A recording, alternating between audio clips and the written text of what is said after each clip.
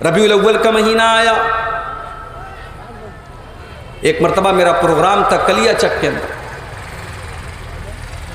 مجھے کیا پتا کہ یہاں اتنا زیادہ منایا جاتا ہے ربیع الاول۔ اتفاق سے پروگرام تھا 12 ربیع الاول کو۔ اب صاحب میں فرقہ سے مالدہ جا رہا ہوں، جو سفر 40 منٹ کا ہے اس سفر کو طے کرنے میں مجھے 3 گھنٹے لگ گئے۔ پورا راستہ جام ہے اور مسلمان نوجوان ماشاءاللہ سفید سفید کرتا پائجامہ پہن کے، خوبصورت ٹوپی لگا کر کے اور ڈی جے بجا بجا کر کے اللہ کے نبی سے محبت کا اظہار کر رہے ہیں۔ کوئی اپنے ہاتھوں میں جھنڈا لیے ہوئے ہے، عورتیں اور لڑکیاں بھی چل رہی ہیں۔ یہ سارا کا سارا کام کیا جا رہا ہے، اس کس نام پر کیا جا رہا ہے؟ محبت رسول کے نام پر کیا جا رہا ہے۔ دیکھنے میں بڑا اچھا لگ رہا ہے، لوگوں کے دل کے اوپر ایک دھاگ بھی بیٹھ رہی ہے کہ دیکھو مسلمان اپنے نبی کا جنم دن منا رہا ہے، مسلمان اپنے نبی کی پیدائش کی خوشی منا رہا ہے۔ دیکھنے میں یہ عمل اچھا بھی لگ رہا ہے، اس کے ذریعے ایک ہیبت بھی قائم ہو رہی ہے اسلام کے دشمنوں کے اوپر۔ مگر میرے پیارے ساتھیوں، اگر آپ نے اس کو دین اور ثواب سمجھ کر کے کیا ہے تو سوال یہ ہے کہ اس کام کے اوپر کیا میرے نبی کی مہر موجود ہے؟ کیا اس کام کو اللہ نے کرنے کا حکم دیا؟ کیا نبی نے کرنے کا حکم دیا؟ کیا صحابہ نے یہ کام کیا؟ اگر نہیں کیا تو یہ نیک عمل نہیں ہو سکتا ہے، اس لیے کہ نیک عمل وہی ہوگا جس عمل کے اوپر جناب محمد رسول اللہ کی مہر انا بشر مثلکم یوحا الی۔ اے نبی آپ کہہ دیجئے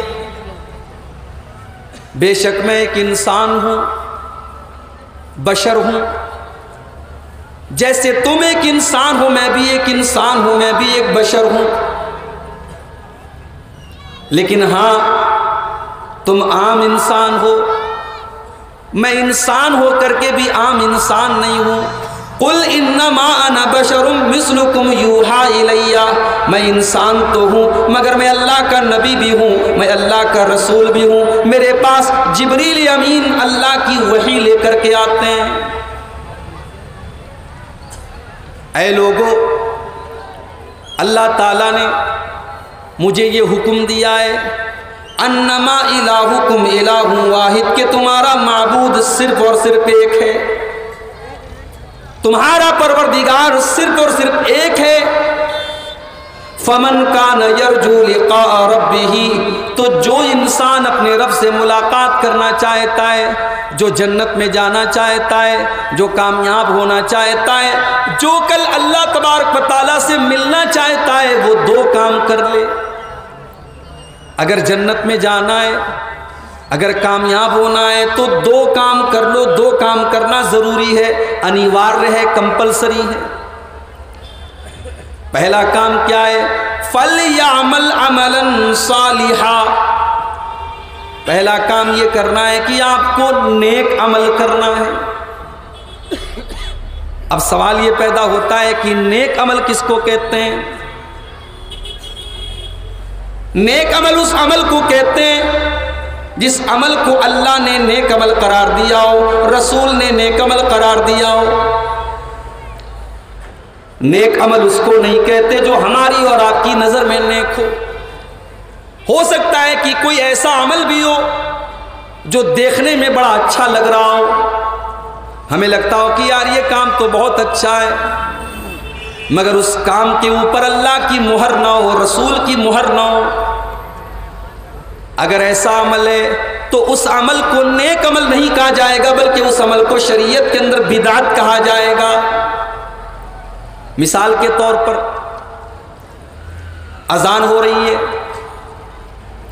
اللہ کے نبی فرماتے ہیں کہ جب اذان ہونے لگے فَقُولُوا مِثْلَ مَا يَقُولُ الْمُؤَذِّنُ، تو تم اذان کا جواب دو۔ مؤذن جو جو کہتا ہے تم بھی اس کے پیچھے پیچھے دوہراؤ۔ جب اذان ہو جائے ثم صلوا علیہ، پھر تم میرے اوپر درود پڑھو۔ ثم صلو اللہ علی الوسیلہ، اور پھر تم اللہ تعالیٰ سے میرے لیے وسیلہ کی دعا کرو۔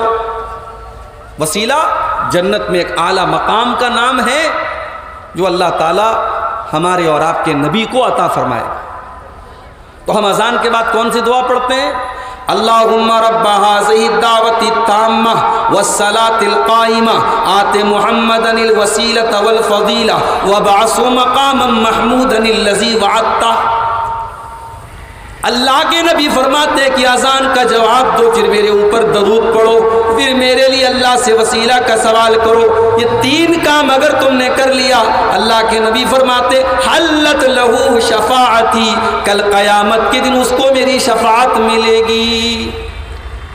اگر وہ گنہگار ہوگا، وہ خطا کار ہوگا، میں اللہ کی بارگاہ میں یہ سفارش کروں گا کہ اللہ یہ اذان سنا کرتا تھا، اذان کا جواب دیا کرتا تھا، یہ درود پڑھا کرتا تھا، یا اللہ یہ اللہم رب هذه الدعوة التامة والی دعا پڑھا کرتا تھا، میں ایسے انسان کے لیے اللہ کی بارگاہ میں شفاعت کروں گا۔ لیکن آپ بہت سارے لوگوں کو دیکھتے ہوں گے، وہ اذان کے پہلے درود پڑھنے لگتے ہیں، جیسے ہی وہ مائک پر آتے ہیں اذان دینے کے لیے، اذان کے پہلے کہتے ہیں اللہم صلی وسلم وبارک علی سیدنا محمد، اس طریقے سے وہ درود پڑھتے ہیں۔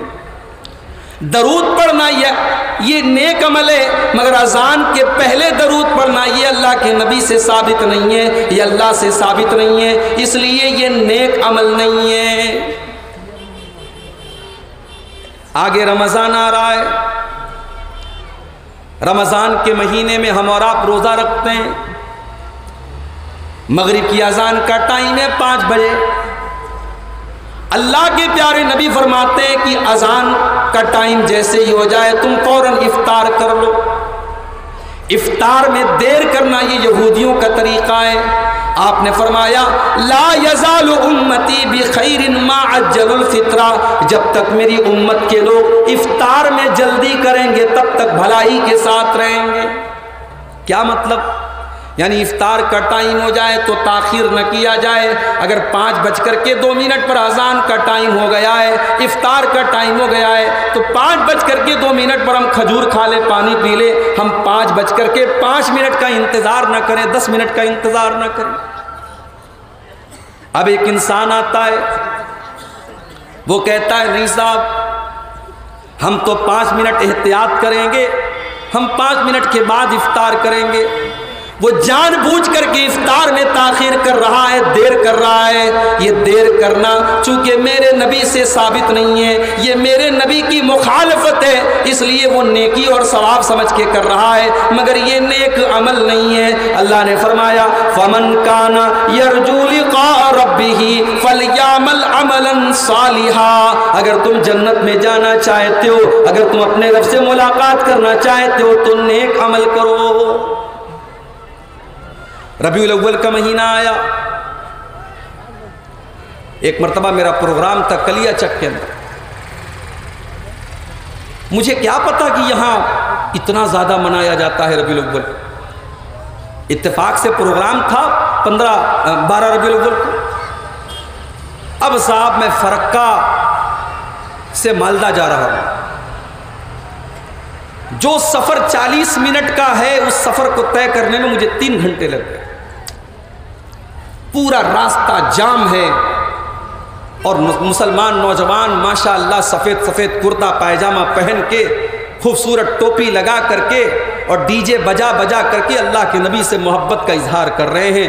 کوئی اپنے ہاتھوں میں جھنڈا لیے ہوئے ہے، عورتیں اور لڑکیاں بھی چل رہی ہیں۔ یہ سارا کا سارا کام کیا جا رہا ہے، اس کس نام پر کیا جا رہا ہے؟ محبت رسول کے نام پر کیا جا رہا ہے۔ دیکھنے میں بڑا اچھا لگ رہا ہے، لوگوں کے دل کے اوپر ایک دھاگ بھی بیٹھ رہی ہے کہ دیکھو مسلمان اپنے نبی کا جنم دن منا رہا ہے، مسلمان اپنے نبی کی پیدائش کی خوشی منا رہا ہے۔ دیکھنے میں یہ عمل اچھا بھی لگ رہا ہے، اس کے ذریعے ایک ہیبت بھی قائم ہو رہی ہے اسلام کے دشمنوں کے اوپر۔ مگر میرے پیارے ساتھیوں، اگر آپ نے اس کو دین اور ثواب سمجھ کر کے کیا ہے تو سوال یہ ہے کہ اس کام کے اوپر کیا میرے نبی کی مہر موجود ہے؟ کیا اس کام کو اللہ نے کرنے کا حکم دیا؟ کیا نبی نے کرنے کا حکم دیا؟ کیا صحابہ نے یہ کام کیا؟ اگر نہیں کیا تو یہ نیک عمل نہیں ہو سکتا ہے، اس لیے کہ نیک عمل وہی ہوگا جس عمل کے اوپر جناب محمد رسول اللہ کی مہر ہو۔ ہمارے پرائم منسٹر صاحب نے اعلان کر دیا، رات کو 8 بجے ٹیلی ویژن پہ آ کر کے کہہ دیا کہ 500 کے اور 1000 کے نوٹ آج کے بعد نہیں چلیں گے، نوٹ بندی کر دی گئی، 500 کے اور 1000 کے پرانے نوٹ اب نہیں چلیں گے۔ سرکار نے نیا نوٹ نکالا 500 کا اور 2000 کا۔ نیا نوٹ کا کاغذ پہلے کے کاغذ کے مقابلے میں ہلکا لگ رہا ہے، پہلے کے نوٹ کی چھپائی بھی اچھی لگ رہی ہے، کاغذ بھی اس کا کڑک ہے، اس کو چھونے پر احساس بھی ہو رہا ہے کہ ہاں یہ اچھے کوالٹی کا بنا ہے۔ لیکن آپ پرانے 500 کا نوٹ آج لے کر کے مارکیٹ میں چلے جائیں، آپ کو 1 روپے کا سامان نہیں ملے گا، 1 روپے میں کوئی لینے کو تیار نہیں ہے، کیونکہ اس نوٹ کو سرکار نے ریجیکٹ کر دیا ہے۔ اب اس کے اوپر گورنمنٹ آف انڈیا کی مہر نہیں ہے، اب گورنمنٹ آف انڈیا نے اس کو لینے سے منع کر دیا ہے۔ میرے پیارے ساتھیوں، اسلام کے اندر بھی وہی نوٹ چلے گا، وہی سکہ چلے گا، وہی عمل چلے گا جس عمل کے اوپر اللہ کی مہر ہو، اس کے رسول کی مہر ہو، جس کام کو میرے نبی نے نہ کیا ہو، جس کام کو میرے رب نے کرنے کا حکم نہ دیا ہو، وہ دیکھنے میں جتنا بھی اچھا لگ رہا ہو، اس عمل کو اللہ تعالیٰ کیا قبول نہیں کیا جائے گا۔ کل قیامت کا دن ہوگا، سورج 1 میل کی دوری پر ہوگا، ہم اور آپ پیاس سے بے حال ہوں گے، اللہ کے پیارے نبی اپنے امتیوں کو جام کوثر پلا رہے ہوں گے، اور جو جام کوثر اپنے نبی کے ہاتھوں سے پی لے گا، اللہ کے پیارے نبی فرماتے ہیں لم یظما بعدہ ابدا، اس کے بعد اس کو کبھی پیاس نہیں لگے گی۔ اللہ کے نبی اپنے امتیوں کو کیسے پہچانیں گے؟ گول ٹوپی کے ذریعے آپ نہیں پہچانیں گے، کرتا پائجامہ کے ذریعے آپ نہیں پہچانیں گے، اپنے امتیوں کو آپ کس طریقے سے پہچانیں گے؟ اللہ کے نبی فرماتے ہیں یاتون یوم القیامت غرم محجلین، میری امت کے لوگ جب قیامت کے دن آئیں گے تو ان کے اعضائے وضو چمک رہے ہوں گے، ان کا چہرہ چمک رہا ہوگا، ان کی کیونیوں تک کا ہاتھ چمک رہا ہوگا، ان کے ٹخنے تک کا پیر چمک رہا ہوگا، ان کی ناک چمک رہی ہوگی، ان کی داڑھی چمک رہی ہوگی، جہاں جہاں وضو کا پانی لگا ہوگا وہ سارے کے سارے اعضاء ان کے چمک رہے ہوں گے۔ اور جو بیچارہ نماز نہیں پڑھتا تھا اس کا کہاں سے چمکے گا؟ وہ تو دھتکار دیا جائے گا، اسے قیامت کے دن اللہ کے نبی کے ہاتھوں کوثر کا جام نصیب نہیں ہوگا۔ اللہ کے پیارے نبی کے ہاتھوں کوثر کا جام اس کو نصیب ہوگا جو دنیا میں باوضو رہتا تھا، نمازی تھا، 5 ٹائم پابندی سے نماز پڑھتا تھا، اس کو اللہ کے نبی جام کوثر عطا فرمائے۔ آپ کے بنگال سے بنگلہ دیش کی بارڈر قریب ہے، اگر آپ کو بنگلہ دیش جانا ہو کلکتہ آپ کو جانا پڑے گا، اور کلکتہ سے جو بنگلہ دیش کو بس جاتی ہے یا جو ٹرین جاتی ہے، اس ٹرین پر اس بس پر چڑھنے کے پہلے آپ سے مانگا جائے گا کہ صاحب آپ بنگلہ دیش جانا چاہتے ہیں، دوسری کنٹری جانا چاہتے ہیں، آپ کا پاسپورٹ کدھر ہے؟ میرے پیارے ساتھیوں، کل اللہ تعالیٰ کے یہاں جنت میں جانے کا بھی پاسپورٹ کی 5 ٹائم کی نماز ہوگی۔ یہ پاسپورٹ اگر ہمارے پاس نہیں ہے، اللہ کی قسم ہم جنت میں نہیں جائیں گے۔ ان اول ما یحاسب بہ العبد یوم القیامت صلاۃ، قیامت کے دن سب سے پہلا سوال ہم سے نماز کے بارے میں کیا جائے گا۔ ہمارا نوجوان وہ بیچارہ تو نیا سال منانے میں مگن ہے، چلے جاؤ پاکڑ کی مارکیٹ میں، چلے جاؤ فرقہ کی مارکیٹ میں، چلے جاؤ مالدہ کی مارکیٹ میں، نیا سال کا کارڈ لینے والوں میں غیر مسلموں کے ساتھ ساتھ مسلمان نوجوان لڑکے بھی آپ کو مل جائیں گے، لڑکیاں بھی آپ کو مل جائیں گی۔ 31 دسمبر کی رات میں جب ناچ گانا ہو رہا ہوگا، جب شراب کا دور چل رہا ہوگا، جب رنگ رلیاں منائی جا رہی ہوگی، یہ سارے جشن کے اندر مسلمان بھی شامل ہوتا ہے۔ شرم آنی چاہیے، شرم آنی چاہیے۔ وضع میں تم ہو نصارا تو تمدن میں ہنود، یہ مسلمان ہے جنہیں دیکھ کے شرمائیں یہود۔ میرے پیارے ساتھیوں، ہمارا نیا سال تو محرم کے مہینے میں شروع ہوتا ہے اور 1 محرم کو ہمارے نئے سال کی پہلی تاریخ ہوتی ہے. ہمیں تو 1 محرم کو نیا سال منانے کا حکم نہیں ہے, ہم 1 جنوری کو کیسے منانے لگے؟ یہ تو وہی بات ہو گئی بیگانے کی شادی میں عبداللہ دیوانہ. یہ نہ ہمارا کیلنڈر ہے, نہ اس کا ہماری تاریخ سے کوئی تعلق ہے, اور ہم اس کا جشن منا رہے ہیں. اور کس بات کا جشن منا رہے ہیں؟ کس بات کا؟ اگر 2022 میں آپ 29 سال کے تھے اور 2023 شروع ہو چکا ہے, اس کا مطلب کہ آپ 30 سال کے ہو گئے یا ہونے والے ہیں.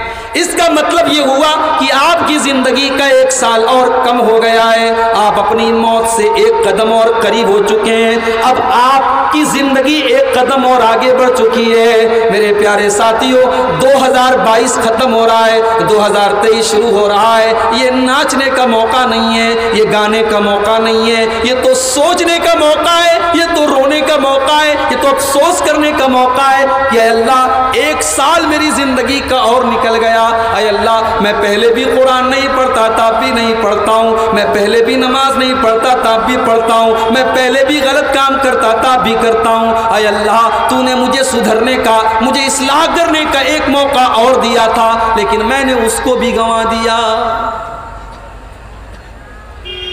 نیا سال منا رہا ہے, شادی کی سالگرہ منا رہا ہے, بچے کا برتھ ڈے منا رہا ہے. اچھے اچھے اہل حدیثوں کے گھر میں بھی برتھ ڈے منایا جا رہا ہے. میرے پاس کبھی کبھی واٹس ایپ پر اسٹیٹس میں دیکھتا ہوں, کسی جاننے والے کا اسٹیٹس دیکھتا ہوں, تو بچے کو وہ لمبی والی جو ٹوپی لگاتے ہیں برتھ ڈے کے موقع پر, وہ ٹوپی لگا رہے ہیں اور تالی بجا رہے ہیں اور کیک کاٹ رہے ہیں. یہ سب مسلمان کر رہا ہے.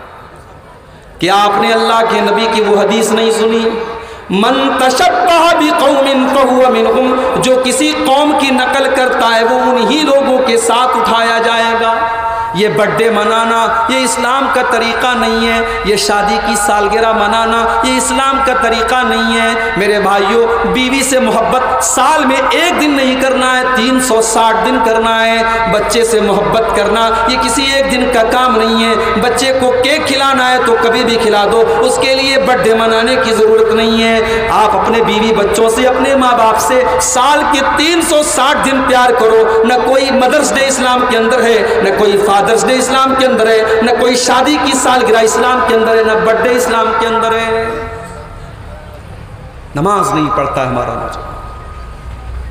اللہ کے نبی کیسے پہچانیں گے؟ آپ پہچانیں گے اپنی امت کے لوگوں کو کہ ان کے اعضاء وضو سے چمک رہے ہوں گے. اللہ کے نبی کچھ لوگوں کو کوثر کا جام پلانے کی کوشش کریں گے, فرشتے کہیں گے رک جائیے. اے اللہ کے نبی اسٹاپ اٹ, رک جائیے. They are not allowed to drink. اے اللہ کے نبی, یہ لوگ جام کوثر پینے کے لائق نہیں ہیں, ان کو اجازت نہیں ہے. اللہ کے نبی پوچھیں گے کیوں؟ اے فرشتوں, تم کیوں منع کر رہے ہو؟ کیا قصور ہے ان کا, کیا غلطی ہے ان کی, ان کو جام کوثر پلانے سے تم منع کیوں کر رہے ہو؟ فرشتے کہیں گے اللہ کے نبی انک لا تدری ما احدثوا بعدک. اے اللہ کے نبی, آپ نہیں جانتے کہ انہوں نے آپ کے بعد دین کے اندر کتنے نئے نئے کام نکالے تھے. آپ کے بعد انہوں نے دین کی شکل کو بدل ڈالا تھا. محرم کے مہینے میں یہ الگ بدعت کرتے تھے, سفر کے مہینے میں یہ الگ بدعت کرتے تھے, ربیع الاول کے مہینے میں یہ جلوس نکالتے تھے, ربیع الثانی کے مہینے میں یہ 11ویں مناتے تھے. اے اللہ کے نبی, آپ نہیں جانتے ہر مہینے میں یہ کوئی نہ کوئی نیا کام کرتے تھے. انہوں نے آپ کے دین کو بدل ڈالا. جیسے ہی اللہ کے نبی کو پتا چلے کہ یہ بدعتی لوگ ہیں, انہوں نے میرے دین کو بدل ڈالا تھا. حدیث کے الفاظ ہیں, بخاری اور مسلم کی روایت ہے, اللہ کے نبی بڑے غصے سے فرمائیں گے سحقن سحقن لمن غیر بعدی. اے فرشتوں, ان کو گھسیٹ کر کے جہنم میں لے کر کے چلے جاؤ. انہوں نے میرے دین کو بدل ڈالا, انہوں نے میری شریعت کو بدل ڈالا. ان بدبختوں کو جہنم میں لے کر کے چلے جاؤ, اور ان بدعتیوں کو اللہ کے نبی دھتکار دیں گے. لہٰذا بدعتی اگر یہ کہتا ہے کہ ہم سرکار کا دامن تھام لیں گے اور نبی کا دامن تھام لیں گے, تو بدتمیز خاموش ہو جائے، تجھے سرکار کا دامن نصیب نہیں ہے۔ اللہ کے نبی کا دامن، آپ کی شفاعت کسی بدعتی کو نصیب نہیں ہے۔ اور ایک بات اور نوٹ کر لو، اللہ کے نبی کسی مشرک کے لیے بھی سفارش نہیں کریں گے۔ اللہ کے نبی قیامت کے دن اپنی امت کی شفاعت کریں گے، مگر آپ کی امت میں اگر کوئی مشرک ہوگا، کوئی شرک کر رہا ہوگا، اللہ کے پیارے نبی اس کی شفاعت نہیں کریں گے۔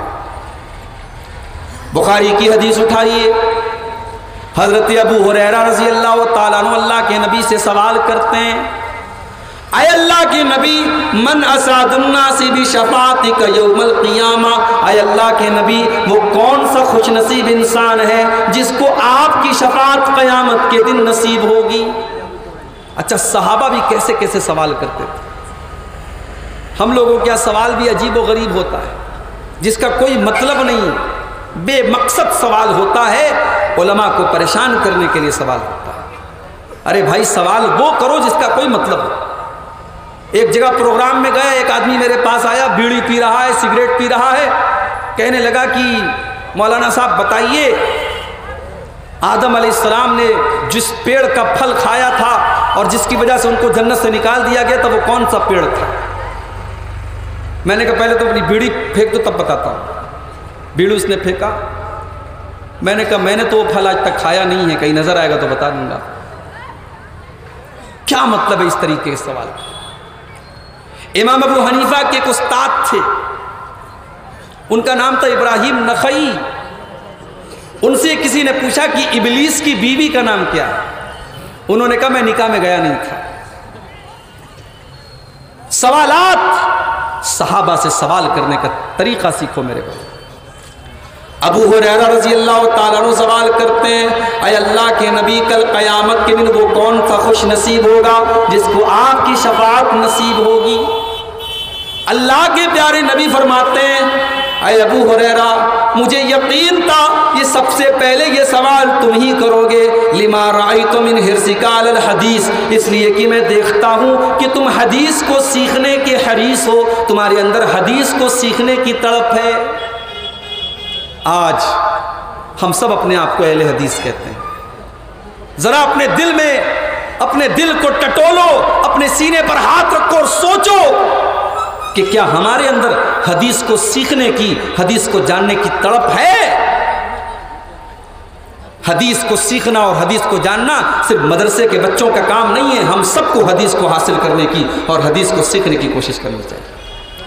آپ نے فرمایا، اے ابو ہریرہ، مجھے یقین تھا سب سے پہلے تم یہ سوال کرو گے کیونکہ تمہارے اندر حدیث کو سیکھنے کی تڑپ ہے۔ اے ابو ہریرہ، اسعد الناس بشفاعتی یوم القیامہ، قیامت کے دن میری شفاعت اس انسان کو ملے گی، من قال لا الہ الا اللہ خالصا من قبل نفسہ، جو دل سے لا الہ الا اللہ پڑھے گا، جو توحید پر دنیا سے گیا ہوگا، جس نے شرک نہیں کیا ہوگا، جو مشرک نہیں ہوگا، اس کو میری شفاعت ملے گی، میں کسی مشرک کے لیے شفاعت نہیں کروں گا۔ تو نبی کی شفاعت نہ کسی بدعتی کو ملے گی نہ کسی مشرک کو ملے گی۔ تو اللہ نے کہا کہ کامیاب اگر ہونا ہے تو پہلی کنڈیشن یہ ہے، فَلْيَعْمَلْ عَمَلًا صَالِحًا، کہ تم ایسا عمل کرو جو نیک عمل ہو۔ دوسری کنڈیشن کیا ہے؟ وَلَا يُشْرِكْ بِعِبَادَةِ رَبِّهِ أَحَدًا، کہ تم اپنے رب کے ساتھ کسی کو شریک نہ کرنا۔ تم نماز پڑھ رہے ہو تو نماز تم صرف اور صرف اللہ کے لیے پڑھنا، کسی اور کو دکھانے کے لیے مت پڑھنا۔ تم اللہ کے راستے میں چندہ دے رہے ہو، دان دے رہے ہو، صدقہ خیرات کر رہے ہو، تمہارے چندے کا مقصد اللہ کو راضی کرنا ہونا چاہیے، کسی کو دکھانے کے لیے، کسی کو نیچا کرنے کے لیے، کسی کو اونچا کرنے کے لیے تم چندہ نہ دینا۔ ریاکاری اور دکھاوا نہیں ہونا چاہیے۔ اس لیے کہ اگر تم نے نماز پڑھی لیکن تمہاری نماز کا مقصد دوسروں کو دکھانا ہوگا، تو وہ نماز تمہارے منہ کے اوپر مار دی جائے گی۔ اللہ نے قرآن میں فرمایا فَوَيْلٌ لِّلْمُصَلِّينَ الَّذِينَ هُمْ عَنْ صَلَاتِهِمْ سَاهُونَ الَّذِينَ هُمْ يُرَاءُونَ۔ بربادی ہے، جہنم ہے، ویل ہے ایسے نمازیوں کے لیے جو نماز تو پڑھتے ہیں لیکن نماز میں ان کا من نہیں لگتا، نماز میں ان کا دل نہیں لگتا، وہ نماز سے غافل ہوتے ہیں۔ الذین ہم یراؤون، جو نماز کے اندر دکھاوا کرتے ہیں، جو دوسروں کو دکھانے کے لیے نماز پڑھتے ہیں۔ اللہ کو اخلاص پسند ہے میرے بھائی، اللہ کے یہاں ملاوٹ والی عبادت نہیں چلے گی، جو بھی عبادت ہو وہ صرف اور صرف اللہ کے لیے ہونی چاہیے۔ اللہ نے قرآن میں فرمایا کہ جب منافق لوگ نماز پڑھتے تھے، اچھا بڑے مزے کی بات یہ ہے کہ نبی کے دور میں منافقوں کو بھی نماز پڑھنا پڑتا تھا، کیونکہ نبی کے دور میں کوئی مسلمان سمجھا ہی نہیں جاتا تھا اگر وہ نماز نہیں پڑھتا تھا۔ اگر کوئی مسجد میں نہیں آتا تھا لوگ سمجھتے تھے لگتا ہے اس نے اسلام کو چھوڑ دیا ہے، کیونکہ ایسا ہو ہی نہیں سکتا تھا کہ کوئی مسلمان ہو اور وہ نماز نہ پڑھے۔ منافقوں کو بھی نماز پڑھنا پڑتا تھا، لیکن منافق لوگ کیسے نماز پڑھتے تھے؟ اللہ نے نقشہ کھینچا وَإِذَا قَامُوا إِلَى الصَّلَاةِ قَامُوا كُسَالَىٰ يُرَاءُونَ النَّاسَ وَلَا يَذْكُرُونَ اللَّهَ إِلَّا قَلِيلًا۔ یہ منافق لوگ جب نماز کے لیے اٹھتے ہیں تو بڑی مشکل سے اٹھتے ہیں، بڑی کاہلی کر کے اٹھتے ہیں۔ یراؤون الناس، یہ لوگوں کو دکھانے کے لیے نماز پڑھتے ہیں، ولا یذکرون اللہ الا قلیلا، اور یہ اللہ تعالیٰ کو بہت کم یاد کرتے ہیں۔ اللہ کو ریاکاری نہیں چلے گی میرے، اللہ ہمارے شریر کو نہیں دیکھتا، اللہ ہمارے مال کو نہیں دیکھتا، اللہ ہمارے دل کو دیکھتا ہے۔ اللہ کے نبی فرماتے ہیں ان اللہ لا ينظر الى صورکم واجسامکم ولکن ينظر الى قلوبکم واعمالکم۔ اللہ تعالیٰ تمہاری شکل و صورت کو نہیں دیکھتا ہے، تم کتنے اسمارٹ ہو، تم کتنے ہینڈسم ہو، اللہ تعالیٰ تمہارے جسم کو نہیں دیکھتا ہے، اللہ تعالیٰ تو تمہارے دلوں کو دیکھتا ہے کہ تمہارے دلوں کے اندر کتنی سچائی ہے، تمہارے دلوں کے اندر اللہ کا کتنا ڈر ہے۔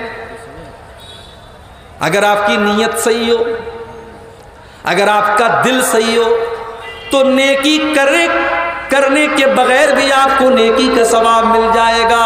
اگر آپ کی نیت صحیح ہوگی، اللہ نے فرمایا وَمَن يَخْرُجْ مِن بَيْتِهِ مُهَاجِرًا إِلَى اللَّهِ وَرَسُولِهِ ثُمَّ يُدْرِكُهُ الْمَوْتُ فَقَدْ وَقَعَ أَجْرُهُ عَلَى اللَّهِ۔ اگر کوئی انسان اپنے گھر سے نکلا تھا ہجرت کرنے کے لیے، اللہ کی راہ میں اپنا وطن چھوڑ کے جا رہا تھا، اپنا شہر چھوڑ کے جا رہا تھا اللہ کے لیے اور اس کے رسول کے لیے وہ ہجرت کر کے جا رہا تھا، اور راستے میں اس کا انتقال ہو گیا، راستے میں اس کی موت ہو گئی، فقد وقع اجرہ علی اللہ، تو اس کو پورا پورا ثواب ملے گا۔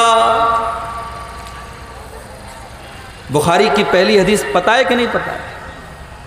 بولو بھائی، طلبہ سے نہیں پوچھ رہا ہوں، علماء سے نہیں پوچھ رہا ہوں، عام آدمی بتائے۔ سنے ہو کبھی بخاری کی پہلی حدیث؟ اگر اہل حدیث ہو اور بخاری کی پہلی حدیث یاد نہیں ہے تو افسوس کی بات ہے۔ ہاں انما الاعمال بالنیات، ہمارے چچا نے جواب دیا۔ پہلی حدیث بخاری شریف کی، حضرت عمر فاروق رضی اللہ تعالیٰ عنہ حدیث کے راوی ہیں، فرماتے ہیں کہ میں نے اللہ کے نبی کو فرماتے ہوئے سنا ہے انما الاعمال بالنیات، سارے عمل کا دار و مدار نیت پر ہے۔ اگر آپ کی نیت ہی صحیح نہیں ہے، آپ کا مقصد ہی صحیح نہیں ہے تو آپ کا عمل بھی اللہ کے یہاں برباد ہو جائے گا۔ سارے اعمال کا دار و مدار نیت پر ہے۔ وَإِنَّمَا لِكُلِّ امْرِئٍ مَّا نَوَىٰ، اور ہر انسان کو وہی ملے گا جس کی اس نے نیت کی ہوگی۔ فَمَنْ كَانَتْ ہجرتہ إِلَىٰ دُنْيًا يُصِيبُهَا أَوْ امْرَأَةٍ يَنكِحُهَا فَهِجْرَتُهُ إِلَىٰ مَا هَاجَرَ إِلَيْهِ۔ پاکڑ شہر، پاکڑ کو چھوڑ کر کے، آپ کے پاکڑ کا رہنے والا کوئی انسان ممبئی میں جا کر کے رہتا ہے، کلکتہ میں جا کر کے رہتا ہے، بنگلور میں جا کر کے رہتا ہے، دلی میں جا کر کے رہتا ہے، اس کا مقصد کسی لڑکی سے شادی کرنا ہے، اس کا مقصد وہاں جا کر کے پیسہ کمانا ہے۔ اور ایک انسان اپنا شہر چھوڑ کر کے دوسرے شہر میں جاتا ہے، اس لیے کہ وہ اپنے شہر میں نماز نہیں پڑھ پاتا، وہ اسلام پر عمل نہیں کر پاتا، وہ اپنے شہر سے ہجرت کر جاتا ہے، اپنے وطن کو چھوڑ کے چلا جاتا ہے اللہ کے لیے، اس کے رسول کے لیے۔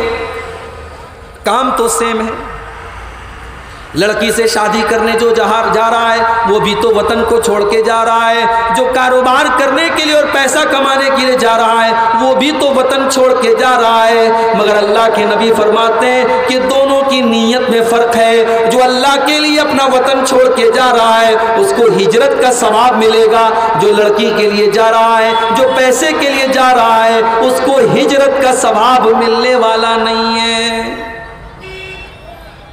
شریعت میں نیت کا بڑا رول ہے میرے پیارے ساتھ۔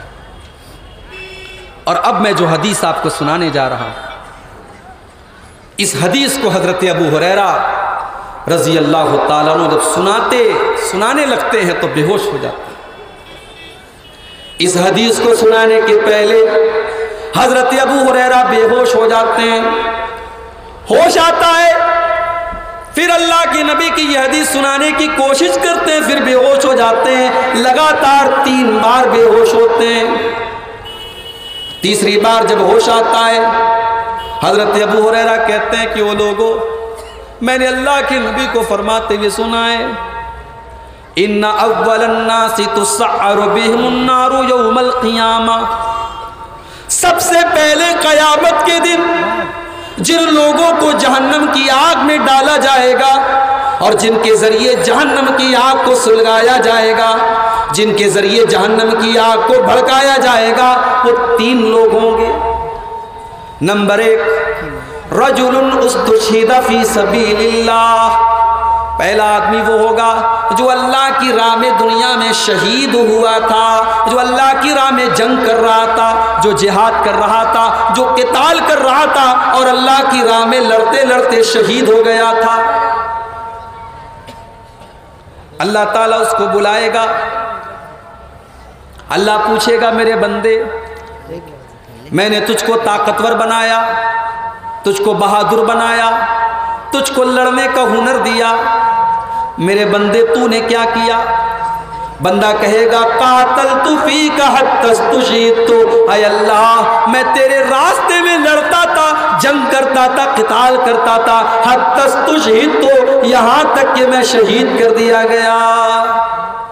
اللہ فرمائے گا تو جھوٹ بول رہا ہے، تو اس لیے نہیں لڑتا تھا کہ اللہ کو راضی کرے، اللہ کو خوش کرے، تو اس لیے لڑتا تھا لِيُقَالَ إِنَّهُ جَرِيٌ، تاکہ دنیا تجھے بہادر کہے، دنیا تجھے ویر کہے، تجھے ویرتا کا سمان ملے۔ تو اپنے میڈل کے لیے اور اپنے انعام کے لیے اور اپنی شہرت کے لیے لڑا کرتا تھا، تو تجھے جو چاہیے تھا وہ تو تجھے مل گیا۔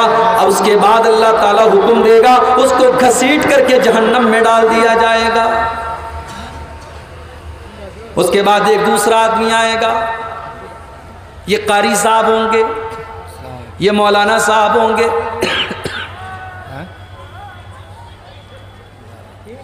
یہ دین کے عالم ہوں گے۔ اللہ پوچھے گا میرے بندے میں نے تجھ کو قرآن کا علم دیا، تجھے میں نے قرآن کا قاری بنایا، تجھے قرآن کا عالم بنایا، تو نے کیا کیا؟ بندہ کہے گا تعلمت العلم وعلمته آناء اللیل وآناء النہار، اے اللہ میں راتوں دن قرآن کو پڑھتا رہا، پڑھاتا رہا، سیکھتا رہا، سکھاتا رہا، اے اللہ میں تیرے دین کے علم کو دوسروں تک پہنچاتا رہا۔ اللہ فرمائے گا تو جھوٹ بول رہا ہے، تو نے اس لیے علم دین حاصل کیا لِيُقَالَ إِنَّهُ عَالِمٌ، تاکہ دنیا تجھے علامہ کہے، تجھے عالم کہے، تیرے علم کا چرچا ہو جائے، لوگ تیری تعریف کرے، اس لیے تو نے علم دین حاصل کیا۔ تیرا مقصد اللہ کو راضی کرنا نہیں تھا، تو اللہ کو خوش کرنے کے لیے دین کو نہیں سیکھتا تھا، نہیں سکھاتا تھا۔ اور اس انسان کو بھی گھسیٹ کر جہنم کی آگ میں ڈال دیا جائے۔ اس کے بعد ایک تیسرا انسان آئے گا، یہ وہ ہوگا جس کو اللہ نے بہت مال و دولت سے نوازا ہوگا اور جو دنیا میں اللہ کے راستے میں بہت چندہ دیتا تھا، بہت دان دیتا تھا، بہت پیسہ دیتا تھا، اللہ پوچھے گا میرے بندے میں نے تجھ کو اتنا سارا مال دیا تو نے کیا کیا؟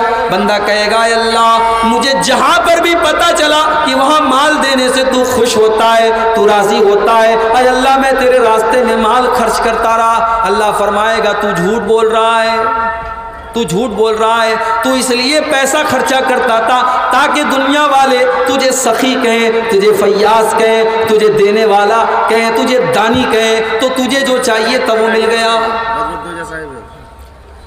اس کے بعد اللہ کے نبی فرماتے ہیں اس اللہ کی راہ میں پیسہ خرچہ کرنے والے کو بھی گھسیٹ کر کے جہنم میں ڈال دیا جائے گا۔ جب یہ حدیث ختم ہو گئی، حضرت امیر معاویہ رضی اللہ تعالیٰ عنہ کے پاس حدیث سنائی گئی۔ حضرت امیر معاویہ یہ حدیث سن کر کے رونے لگتے ہیں اور ان کی حالت خراب ہو جاتی ہے، وہ بے ہوش ہو جاتے ہیں، اور جب ہوش آتا ہے تو کہتے ہیں کہ وہ لوگوں یہ تو بڑی بڑی نیکی کرنے والے لوگ تھے، مگر ان کی نیت صحیح نہیں تھی، ان کی نیت میں کھوٹ تھا، اخلاص نہیں تھا، ان کے اندر ریاکاری تھی، دکھاوا تھا، اس لیے اللہ کے ہاں ان کا یہ انجام ہوا۔ اور اس کے بعد حضرت معاویہ نے سورہ ہود کی وہ آیت پڑھی، من کان یرید الحیات الدنیا وزینتها نوفی الیہم اعمالہم فیہا وہم فیہا لا یبخسون۔ جو دنیا کو حاصل کرنے کے لیے، دنیا کمانے کے لیے، دنیا بنانے کے لیے نیک عمل کرے گا اس کو دنیا تو مل جائے گی، اولئک الذین حبطت اعمالہم، لیکن ان کی ساری نیکیاں برباد ہو جائیں گی، آخرت میں ان کو کچھ بھی ملنے والا نہیں ہے۔ تو میرے بھائیو آج اخلاص کی کمی ہے ہمارے، آج ہماری نیکیوں کی نمائش کرتے ہیں، ہم نیکیوں کو دکھاتے ہیں، اور جب تک سارے زمانے کو یہ جتا نہ لے کہ ہم نے یہ نیک کام کیا ہے تب تک ہمیں چین نہیں ملتا۔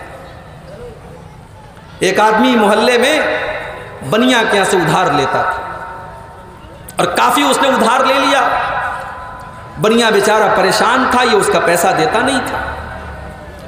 اس کے بعد وہ آدمی حج کرنے گیا، اب جب حج کر کے آیا تو سارے محلے میں، سارے گاؤں میں بڑی عزت ہو گئی کہ حاجی صاحب آ گئے، حاجی صاحب آ گئے۔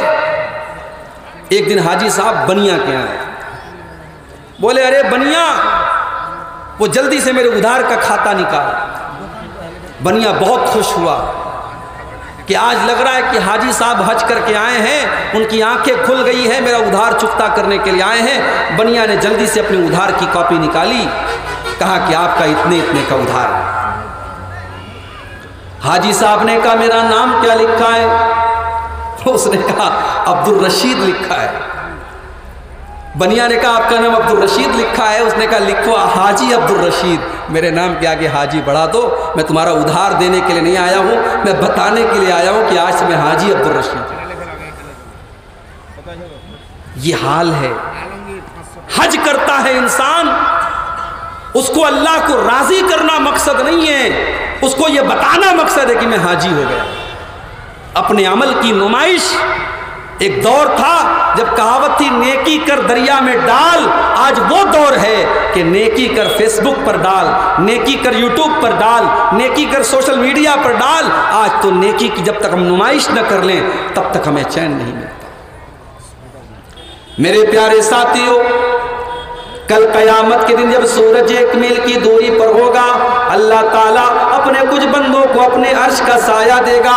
اللہ کے ان نیک بندوں میں وہ ایک بندہ بھی ہوگا، وَرَجُلٌ تَصَدَّقَ بِصَدَقَةٍ فَأَخْفَاهَا حَتَّى لَا تَعْلَمَ شِمَالُهُ مَا تُنْفِقُ يَمِينُهُ۔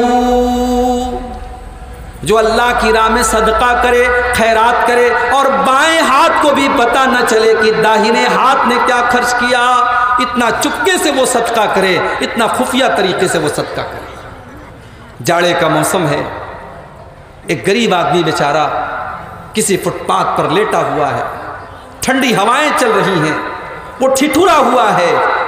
ایک امیر آدمی آتا ہے، اپنی 4 ویلر سے اپنی کار سے اترتا ہے اور اس غریب کو کمبل اڑاتا ہے اور چلا جاتا ہے۔ نہ اس امیر کو پتا کہ میں نے کس غریب کی مدد کی، نہ غریب کو پتا کہ کس امیر نے میری مدد کی۔ اللہ کو ایسا صدقہ بہت پسند ہے میرے پیارے ساتھیوں، آج ایسا صدقہ ہمارے سماج سے ختم ہوتا چلا جا رہا ہے۔ حضرت عمر فاروق رضی اللہ تعالیٰ عنہ رات کے سناٹے میں ایک مکان میں جاتے تھے، تھوڑی دیر تک مکان کے اندر رہتے تھے، گھنٹہ 2 گھنٹہ کے بعد اس مکان سے نکل جایا کرتے تھے۔ ایک دن حضرت طلحہ رضی اللہ تعالیٰ عنہ نے دیکھا کہ رات کو حضرت عمر اپنے گھر سے جا رہے ہیں۔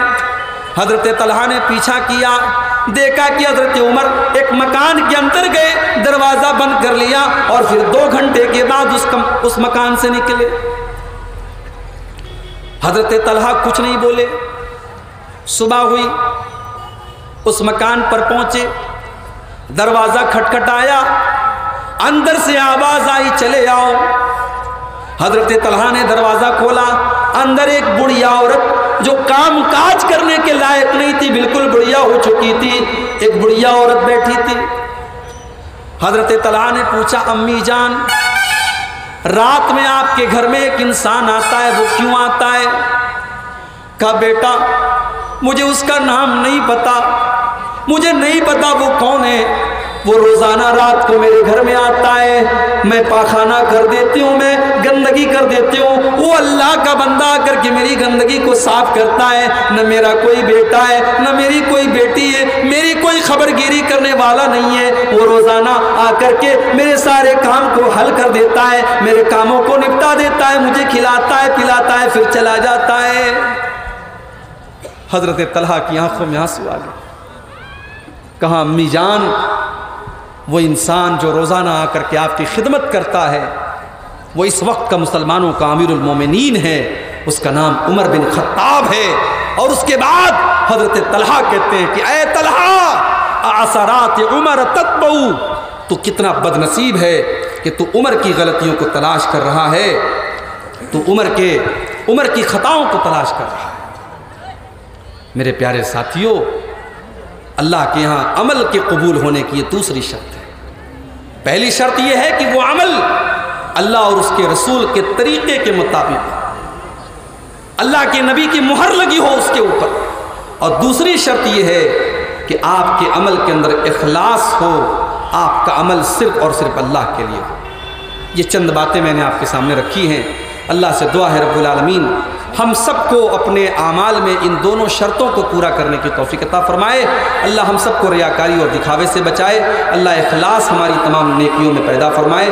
اللہ جب تک ہمیں دنیا میں زندہ رکھے اسلام پر زندہ رکھے اور ہم سب کا خاتمہ ایمان پر ہو، آمین۔ وآخر دعوانا ان الحمد للہ رب العالمین۔ والسلام